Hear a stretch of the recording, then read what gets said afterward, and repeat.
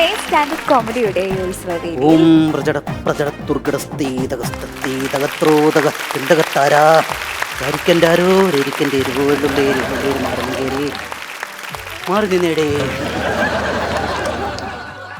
ഇന്നെന്താണ് ഭയങ്കര ഭക്തിയൊക്കെ ആയിട്ടാണല്ലോ. വിഷു ഇന്ന് ഞാൻ ഭയങ്കര സന്തോഷത്തിലാണ്. എന്താ മാത്രമല്ല സാധാരണ ഇൻഷർട്ട് ഒക്കെ ചെയ്ത് ഫുൾ കൈ സെറ്റപ്പ് ആണ്. ഇന്ന് മുണ്ടും ജുബയും അടിപൊളിയായിട്ടുണ്ടെന്ന് തോന്നുന്നു. എന്തായാലും ഇന്ന് നിറഞ്ഞ് മനസ്സ് നിറഞ്ഞു. എന്ത് പറ്റിയെന്ന് അറിയാൻ ഞാൻ എന്തെന്നില്ലാത്തൊരു സന്തോഷം പോലെ എനിക്ക്. അത് എന്തുകൊണ്ടാണെന്നാണ് ചോദിച്ചത്. അതാണ് ഞാൻ പറയാൻ പോണത്, പറയട്ടെ. അപ്പൊ ഞാൻ ഇങ്ങനെ രാവിലെ ഇന്ന് അമ്പലത്തിൽ പോയി. ഓ, കാരണം കുറെ എപ്പിസോഡുകൾ ഇങ്ങനെ വന്നുകൊണ്ടിരിക്കുകയാണല്ലോ. അതെ, അപ്പൊ നമ്മുടെ എപ്പിസോഡ് കയറി കൊളത്തിക്കൊണ്ടിരിക്കുകയാണ് പുറത്ത്. Very good. അത് വേണം. അത് നമ്മുടെ ഈശ്വരാനുഗ്രഹം കൊണ്ടാണ് ഇത് രക്ഷപ്പെടുന്നത്. പക്ഷെ ആൾക്കാർ പലതും പറയുന്നുണ്ട്. കാരണം ഞാൻ ഇതിലുള്ളത് കൊണ്ടാണ് ഇത് കയറി പോകുന്നതെന്നും. പക്ഷെ ഞാനത് ഒറ്റക്കെടുക്കില്ല, ഇത് പങ്കിട്ടെടുക്കുന്നതാണ്. കാരണം പിഷാരടിയും കൂടി വളർന്നു വരുന്നൊരു കലാകാരൻ. ആ പുള്ളിക്കും കൂടി അത് കിട്ടണമെന്നൊരു നല്ല മനസ്സുണ്ട് എനിക്ക്. അപ്പോൾ അത് കിട്ടിക്കോട്ടെ എന്ന് കരുതി. പക്ഷേ വേറെ കാര്യമുണ്ട്. പക്ഷെ ഭയങ്കര ശത്രുക്കളുണ്ട്. ആർക്ക്? വിഷുവിന് ഭയങ്കര ശത്രുക്കളുണ്ടെന്നേ. വിഷുവിന്റെ വളർച്ച ആഗ്രഹിക്കാത്ത, ഒരിക്കലും രക്ഷപ്പെടുന്ന ആഗ്രഹിക്കുന്ന ശത്രുക്കളുണ്ട്.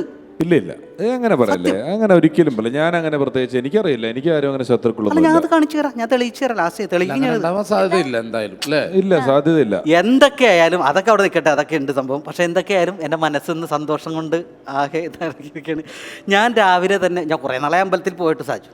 കുറേ കാലങ്ങളെത്തിയാണ് അമ്പലത്തിൽ പോയത്. കാരണം എനിക്ക് ഒന്നാമത് മുമ്പ് പോകുമായിരുന്നു, പക്ഷേ പിൽക്കാലത്ത് ഞാൻ പോയില്ല. കാരണം എന്താ വെച്ചാൽ പോകാഞ്ഞെന്ന് വെച്ചാൽ എനിക്ക് ഈ അമ്പലത്തിൽ ചെല്ലുമ്പോൾ മണിയടിച്ച് പേടിയാണ് എനിക്ക്. അതെന്ത് വർത്താനം? അമ്പലത്തിൽ പിന്നെ മണി അടിക്കാണ്ട് പോകാൻ പറ്റുമോ? ഇല്ല, എനിക്ക് പോകാൻ. ഞാൻ ചെല്ലുമ്പോൾ അപ്പം മണിയടിക്കും. അങ്ങനെയാണെങ്കിൽ ഒരു ഉച്ച സമയത്ത് പോകണം. അപ്പോഴും മണിയടിക്കും. അല്ല, അങ്ങനെയാണെങ്കിൽ ദീപാരാധനയൊന്നും ഇല്ലാത്ത സമയത്ത്, അമ്പലത്തിൽ അങ്ങനെ പ്രത്യേകിച്ച് ആരും ഇല്ലാത്ത സമയത്ത്, ഒരു പൂജ ഇല്ലാത്ത സമയത്ത് പോയാൽ പോരെ? എന്റെ പിഷു ഞാൻ എപ്പോൾ അമ്പലത്തിലേക്ക് കയറിയില്ല അപ്പം മണി അടിക്കോടാ. അങ്ങനെ എല്ലാ സമയത്തൊന്നും മണി അടിക്കൂല. ഏത് മണി അടിക്കണവർ ഈ പറയുന്നത്? അമ്പലത്തിലേക്ക് ഈശാന്തി മണിയില്ലേ, അവൻ എന്നെ കണ്ട അപ്പം അടിക്കും. അതിനുവേണ്ടി നടക്കാവൻ. അതല്ലേ കുഴപ്പം. അപ്പൊ അമ്പലത്തിലെ കീഴ്ശാന്തി മണിയുടെ മണിയാണല്ലേ താൻ? നിങ്ങൾ എന്തിനാണ് മണി പിടിച്ച് അടിക്കുന്നത്? ഞാനൊരു ദിവസം അവിടെ ചെന്നൊരു പുഷ്പാഞ്ജലി കഴിപ്പിക്കാൻ അമ്പലത്തിൽ ചെന്നു. പുഷ്പാഞ്ജലി കഴിപ്പിക്കാൻ ചെന്നപ്പോഴേക്കും സഹി കേൾക്കണത്. ചെന്നപ്പോൾ തന്നെ ഇവൻ എന്നോട് പറയാ റഷീദ് വേണമെന്ന്. ഞാൻ പിന്നെ സുഹൃത്തെ, മണി എന്താ പറഞ്ഞെന്നറിയാമോ? പുഷ്പാഞ്ജലി ചെയ്യണമെന്നുണ്ടെങ്കിൽ രസീത്, നമ്മൾ രസീത് ഉണ്ടാക്കൂലേ ഇതിന്റെ, റസീദിന്റെ കാര്യമാണ് പറയുന്നത്. നമ്മളെ വെള്ള പേപ്പറിൽ ഇങ്ങനെ ഈ ഇന്നത് കേശവ മാമൻ ഇന്ന നാളെന്നൊക്കെ എഴുതി തരൂലേ?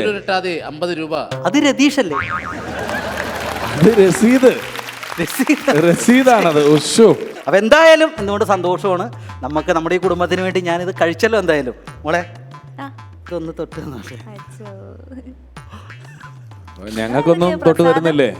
അമ്പലത്തിൽ പോയാൽ കിട്ടും.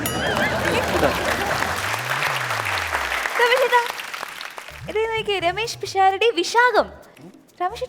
എന്റെ പേരും നാളും പറഞ്ഞ് വഴിപാട് കഴിച്ചിട്ടാണ് വന്നിരിക്കുന്നത്. ശത്രു സംഹാര പൂജ.